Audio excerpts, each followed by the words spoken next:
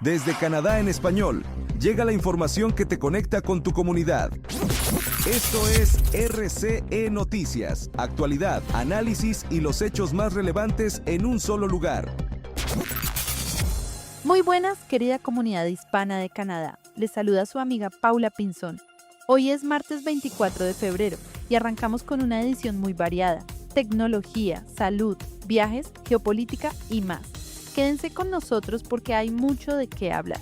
En tecnología y seguridad digital, el ministro canadiense de Inteligencia Artificial convocó a OpenAI para responder preguntas sobre el uso de ChatGPT en el caso del tiroteo de Tumblr Ridge, en Columbia Británica. El gobierno quiere entender qué papel jugó la herramienta en ese trágico suceso que sacudió al país hace apenas unas semanas. Vamos con el informe. El gobierno federal endurece el tono frente a las plataformas de inteligencia artificial tras la masacre de Tumblr Ridge en Columbia Británica. El ministro federal de Inteligencia Artificial, Evan Solomon, convocó de urgencia a representantes de OpenAI a una reunión en Ottawa para revisar sus protocolos de seguridad.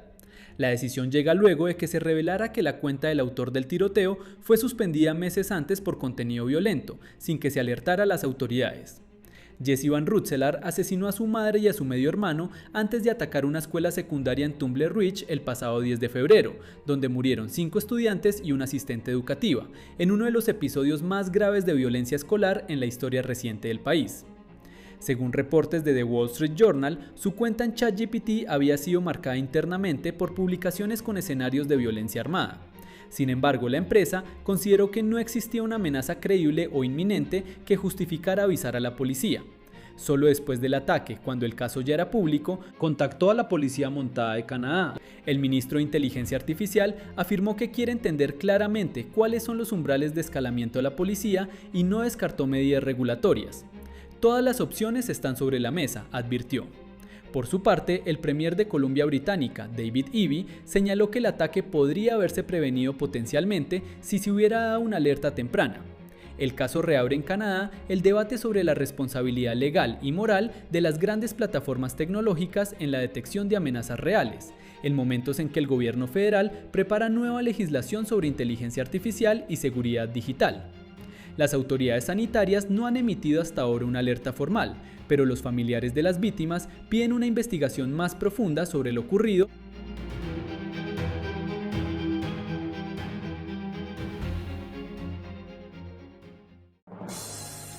En salud y viajes, decenas de canadienses reportan haber enfermado tras hospedarse en un resort de Cancún, México. Las autoridades sanitarias están investigando el origen del brote, que incluye síntomas gastrointestinales. Si viajaron recientemente a esa zona, estén atentos. Continuamos.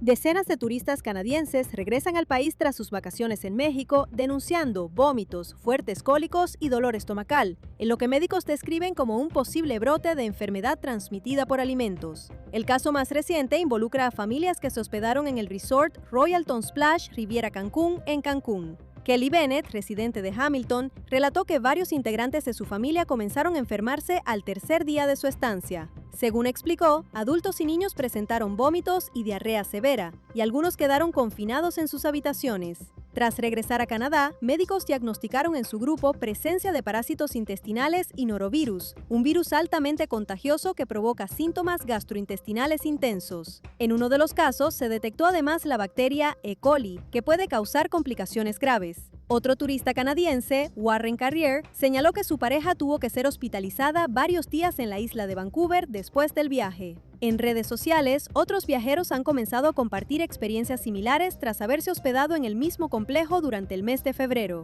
Hasta el momento, el resort no ha respondido públicamente a las solicitudes de comentarios. Expertos en salud recomiendan a los viajeros extremar precauciones al consumir alimentos en el extranjero. Por su parte, especialistas en turismo aconsejan a los viajeros contar con seguro médico adecuado, incluyendo cobertura que permita cancelar viajes por cualquier motivo. El caso se produce en un contexto en el que México sigue siendo uno de los destinos favoritos de los canadienses, con millones de visitantes cada año. Las autoridades sanitarias no han emitido hasta ahora una alerta formal, pero los afectados piden una investigación más profunda sobre lo ocurrido en el complejo turístico.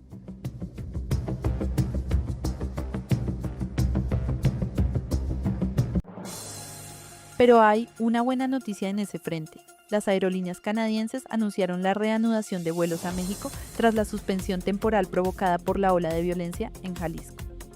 Para muchos en nuestra comunidad que tienen familia al otro lado, es un alivio importante. Vamos con los detalles. 4 aerolíneas canadienses reanudan este martes sus vuelos hacia ciertas regiones de México, luego de haberlos suspendido debido a la ola de violencia registrada en el estado de Jalisco. WestJet anunció la reanudación de sus vuelos regulares hacia y desde Puerto Vallarta, Guadalajara y Manzanillo, tras realizar, según indicó, una evaluación exhaustiva de las condiciones actuales de seguridad. Por su parte, Air Transat y Porter Airlines confirmaron que retomarán sus operaciones hacia y desde Puerto Vallarta. En tanto, Air Canada informó que restablece este martes sus vuelos desde Montreal, Toronto y Vancouver hacia Puerto Vallarta. Además, la ruta entre Toronto y Guadalajara se reanudará el próximo 25 de febrero. La aerolínea señaló que para facilitar el regreso de pasajeros varados, utilizará aviones Boeing 787-9 Dreamliner de mayor capacidad en las rutas desde Toronto y Montreal, agregando más de 250 asientos adicionales por vuelo. De acuerdo con autoridades locales mexicanas, no se han reportado incidentes relacionados con bloqueos carreteros desde la medianoche del 23 de febrero en Jalisco y las medidas de seguridad han sido reforzadas. La suspensión de vuelos se produjo luego de la violencia desatada tras la muerte del líder del cártel Jalisco Nueva Generación durante un operativo federal. Las aerolíneas indicaron que continuarán monitoreando de cerca la situación, mientras las autoridades canadienses mantienen el llamado a actuar con precaución y a consultar directamente con las compañías aéreas antes de viajar. En Copa del Mundo 2026, la presidenta de México, Claudia Sheinbaum, salió al frente para asegurar que Guadalajara es una ciudad segura de cara al Mundial. Sus declaraciones llegan en medio de la atención internacional que despertó la violencia reciente en Jalisco y con Canadá como uno de los 3 países sede del torneo. Continuamos con el informe. Sobre ese tema, una última. La presidenta de México, Claudia Sheinbaum, descartó el martes riesgos para los aficionados que visiten Guadalajara, una de las sedes del Mundial de Fútbol de 2026. Tras una violenta jornada criminal en la ciudad y en buena parte del país el pasado domingo. ¿Qué garantías hay para que se realice el Mundial en esta sede? Todas las garantías. Todas las garantías. No hay ningún riesgo para los visitantes. Ningún.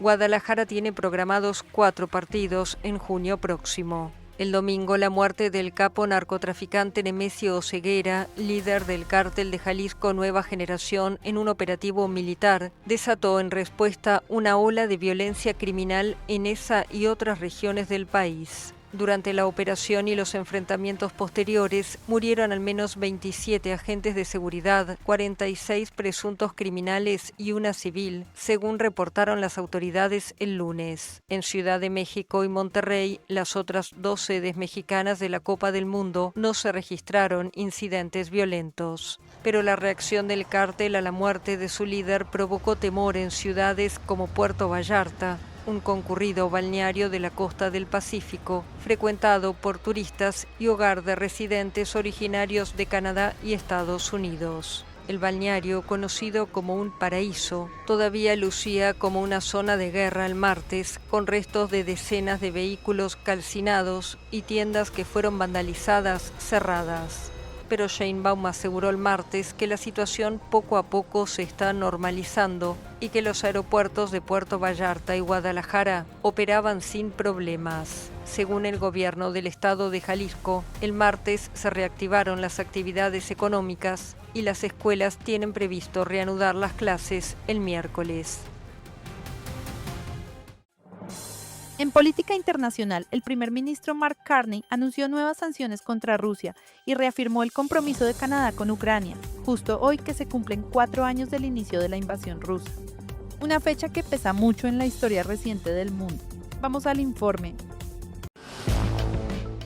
El primer ministro de Canadá, Mark Carney, anunció nuevas sanciones contra Rusia que afectan a un centenar de embarcaciones vinculadas a la llamada Flota Fantasma, utilizada para evadir las restricciones internacionales sobre las exportaciones de petróleo ruso.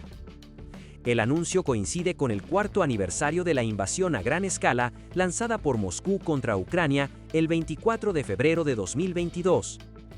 En un comunicado, Carney afirmó que el conflicto se encuentra en un punto crítico, donde la posibilidad de paz es real, y aseguró que los canadienses seguirán apoyando a Ucrania a largo plazo. Tras 4 años de guerra, la línea del frente permanece prácticamente estancada. Según el Centro de Estudios Estratégicos e Internacionales, Rusia ha conquistado menos del 1.5% del territorio ucraniano desde 2024, aunque con un costo humano muy elevado. El organismo estima que las fuerzas rusas han sufrido cerca de 1.2 millones de bajas desde el inicio de la invasión, incluyendo más de 325.000 muertos. Por su parte, Ucrania habría registrado entre 500.000 y 600.000 bajas, con hasta 140.000 fallecidos.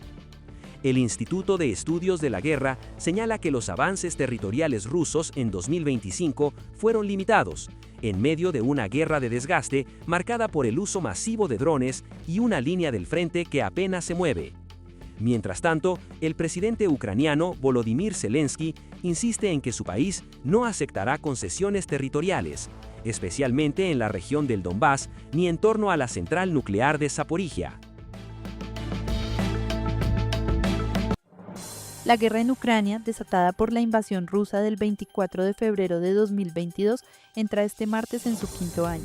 Así se encuentra el conflicto más sangriento en Europa desde la Segunda Guerra Mundial, tras 4 años de combate. Continuamos. Este 24 de febrero, la guerra en Ucrania entró en su 5º año, un conflicto que ya es el más sangriento en Europa desde la Segunda Guerra Mundial. Tras 4 años de combates y bombardeos, las cifras de muertos siguen siendo inciertas. La ONU estima que cerca de 15.000 civiles han muerto y 40.600 han resultado heridos en territorio ucraniano, aunque reconoce que la cifra real es probablemente bastante más alta por la dificultad de acceder a las zonas ocupadas. Del lado militar, el presidente ucraniano Volodymyr Zelensky reconoció a inicios de febrero la muerte de 55.000 militares desde 2022, un número considerado muy subestimado. De su lado, Rusia guarda silencio sobre sus bajas, pero cálculos independientes las cifran en más de 117.000. El Centro de Estudios Estratégicos e Internacionales de Estados Unidos estima que la guerra ha provocado la muerte de 325.000 soldados rusos y entre 100.000 y 140.000 militares ucranianos. Mientras tanto, cerca de 6 millones de ucranianos están refugiados en el extranjero, según la ONU. La guerra ha arrasado grandes territorios, sobre todo en el este de Ucrania. Ciudades enteras como Bakhmut y Toretsk quedaron en ruinas. Los ataques rusos contra infraestructuras energéticas han devastado la red ucraniana, dejando a millones de personas sin calefacción o electricidad. Y la ONU estima que alrededor de 20% del territorio ucraniano está minado. El conflicto se ha convertido en una guerra de desgaste. Rusia controla cerca del 20% de Ucrania, del cual aproximadamente un tercio ya estaba bajo control de fuerzas rusas o prorrusas antes de 2022. La mayoría de los combates se desarrollan en la gran cuenca industrial del Donbass. Aquí el ejército ruso controla casi toda la región de Lugansk y cerca de 83% de la de Donetsk. En el resto del país también mantiene posiciones en Jersón, Zaporizhia y pequeñas zonas de Sumy, Kharkov y Dnipropetrovsk. Moscú y Kiev negocian desde 2025 un cese de las hostilidades bajo el impulso del presidente de Estados Unidos, Donald Trump. Pero luego de varias rondas no hay avances tangibles. Moscú quiere que las fuerzas ucranianas se retiren de las zonas bajo control ruso en la región de Donetsk, algo rechazado por Kiev. Ucrania quiere un alto al fuego lo antes posible y Moscú solo lo acepta si se establecen las bases de un acuerdo de paz duradero. Mientras, la economía de los dos países se resiente. Rusia ha resistido las sanciones occidentales apoyándose en mercados alternativos y gracias a pedidos militares masivos, pero empieza a mostrar señales de fatiga por la falta de mano de obra, una fuerte inflación y un creciente déficit estatal. Mientras, Ucrania perdió casi un tercio de su PIB en 2022. La guerra destruyó su infraestructura, afectó las exportaciones y expulsó a muchos trabajadores que debieron enrolarse o huyeron al extranjero. La economía depende en gran medida del apoyo occidental para financiarse. Se estima que reconstruir el país costaría más de 558.000 millones de dólares en la próxima década.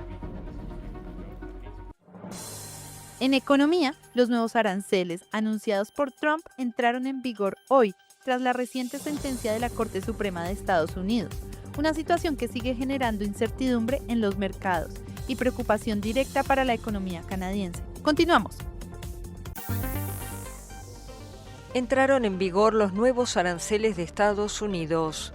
El gobierno empezó a aplicar el martes la nueva tarifa a las importaciones impuesta por el presidente Donald Trump, quien está resuelto a mantener su agenda proteccionista pese al revés de la Corte Suprema. Según el fallo de la Corte, las importaciones de algunos productos como automóviles y acero sí pueden ser gravados a voluntad del gobierno, pero el alto tribunal declaró ilegal una gran parte de los aranceles y desautorizó al presidente la potestad de aplicarlos y modificarlos, invocando razones de emergencia nacional. Luego de la sentencia, Trump anunció el viernes que no iba a bajar la guardia y que los aranceles que imponía serían reemplazados por un gravamen generalizado del 10%.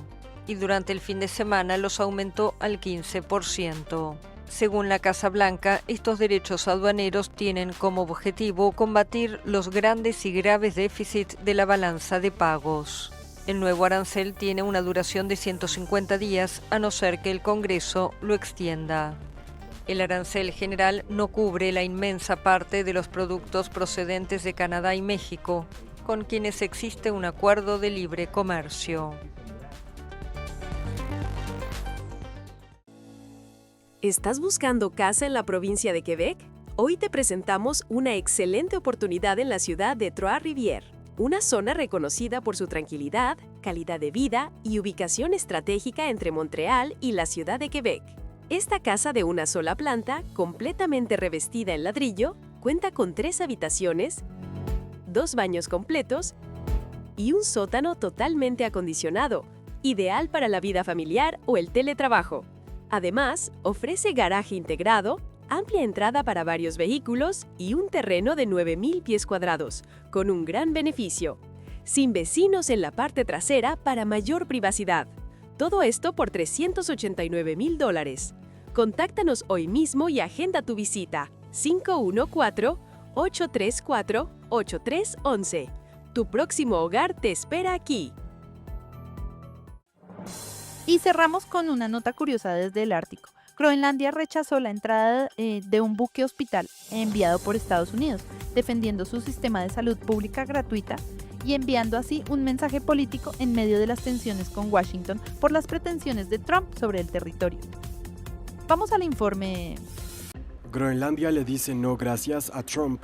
El presidente estadounidense anunció el sábado en una publicación en Truth Social que un buque hospital de la Armada de los Estados Unidos estaba en camino hacia la isla ártica. El primer ministro de Groenlandia, Jens Frederik Nielsen, rechazó rápidamente la oferta en una publicación en Facebook en la que elogiaba el sistema médico groenlandés. Contamos con un servicio de salud pública en el que el tratamiento es gratuito para los ciudadanos. Este no es el caso en Estados Unidos, donde acudir al médico tiene un coste. Siempre estamos abiertos al diálogo y la cooperación, también con Estados Unidos. Pero háblenos en lugar de limitarse a lanzar comentarios más o menos aleatorios en las redes sociales. La oferta de Trump, junto con esta imagen generada por inteligencia artificial, se produjo horas después de que el Mando Conjunto Ártico de Dinamarca anunciara que había evacuado a un miembro de la tripulación que requería tratamiento médico urgente de un submarino estadounidense en aguas groenlandesas. Al ser preguntado sobre la publicación, el secretario de Defensa de Dinamarca afirmó que no se trataba de una escalada de la situación, sino de otra de las continuas provocaciones de Estados Unidos. Creo que hay que interpretarlo como una expresión de que esto forma parte de la nueva realidad política. Hace una semana fue el día de San Valentín. Trump envió un corazón a Groenlandia a través de Truth Social. Hoy es un barco de hospital, no hay mucho más que eso. Trump lleva mucho tiempo codiciando abiertamente Groenlandia, aunque en enero admitió que no tomaría la isla por la fuerza. El mes pasado, Groenlandia, Dinamarca y Estados Unidos iniciaron conversaciones diplomáticas para resolver las tensiones provocadas por las amenazas del republicano. Pero parece que el presidente no está dispuesto a renunciar a su deseo de controlar totalmente el territorio. ¿Eres estudiante de periodismo y te fascinan los reportajes de terreno? ¿Sueñas con visitar París y aprender con periodistas de Radio France Internacional? El premio Reportaje RFI en Español llega a su 12ª edición. Una oportunidad única para vivir una experiencia profesional en la Ciudad Luz. El premio Reportaje es un concurso para ganar una pasantía con todo pago en nuestra redacción parisina. Pueden participar estudiantes de periodismo de entre 18 y 30 años que sean hispanohablantes. Tienes hasta el 3 de mayo para enviarnos tu reportaje radial y todos los requisitos están en nuestro sitio rfimundo.com. Bon chance y nos vemos en París. Y así cerramos esta edición del martes. Un abrazo muy especial para quienes nos escuchan en su pausa del almuerzo, para los que trabajan desde casa con nosotros de fondo y para todos los que nos siguen desde YouTube y las redes. Saludos cariñosos a Marcela Ibáñez y a Luis Pereira en London, Ontario. Gracias por informarse con nosotros y por ser parte de esta comunidad que crece cada día. Soy su amiga Paula Pinzón. Cuídense mucho. Bendiciones y hasta la próxima. Suscríbete, dale like y comparte, porque la información no se detiene y nosotros tampoco. Esto fue RCE Noticias. Mantente informado todos los días con las noticias más relevantes de Canadá y del mundo hispanohablante. Sigue conectado a nuestra programación y no te pierdas las próximas emisiones. Aquí, en Canadá en Español. Hasta la próxima.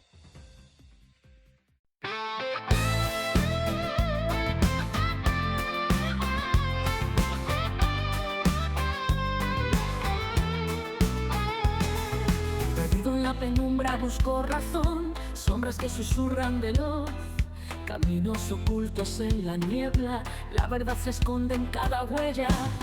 Con la bruma del amanecer, la conciencia va a renacer, oscuridades que se iluminan, caminos que se entrelazan y se definen.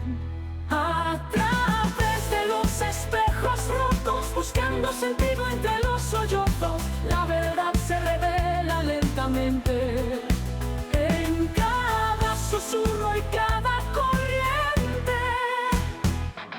Fugaces visiones en destellos, verdades ocultas entre los cielos. Cada estrella lleva un mensaje, ecos antiguos de algún pasaje, laberintos claros de confusión, atravesando dudas sin compasión.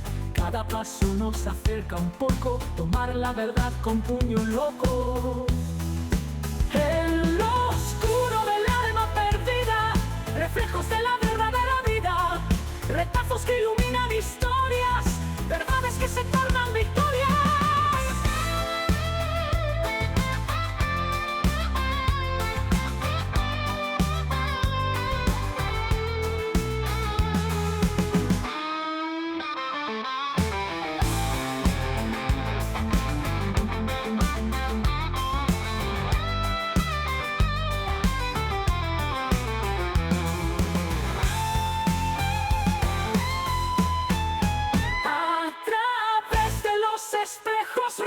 Buscando sentido entre los sollozos, la verdad se revela lentamente en cada susurro y cada corriente.